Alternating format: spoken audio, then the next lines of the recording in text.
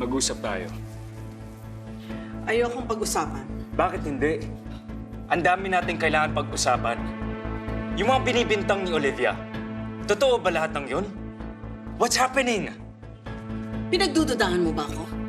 Mas pinaniniwalaan mo ang Olivia na yon kesa sa akin. Huwag kang sinungaling! Walang ibang sinungaling dito kundi kayo.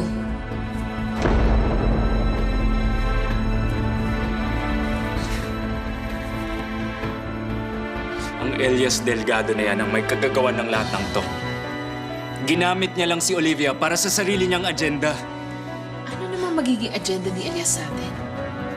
Lucas, kasalanan lahat ng to ni Olivia. It's obvious. Inakit ni Olivia si Elias, kagaya ng ginawa niya kay Salazar noon. Clearly, I miscalculated her. Tuso talaga yung babaeng yan.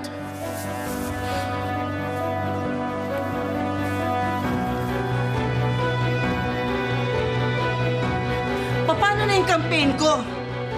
Sigurado ako apektado na yan lalo dahil sa babaeng yan! Calm down. We'll figure this out.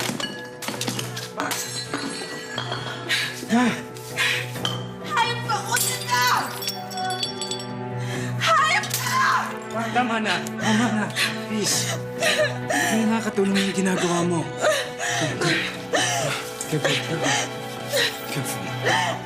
Natatalo tayo ng babaeng yan! I can't stand it! Tapos ang lahat. Hahayaang matalo niya tayo. We're more powerful than her.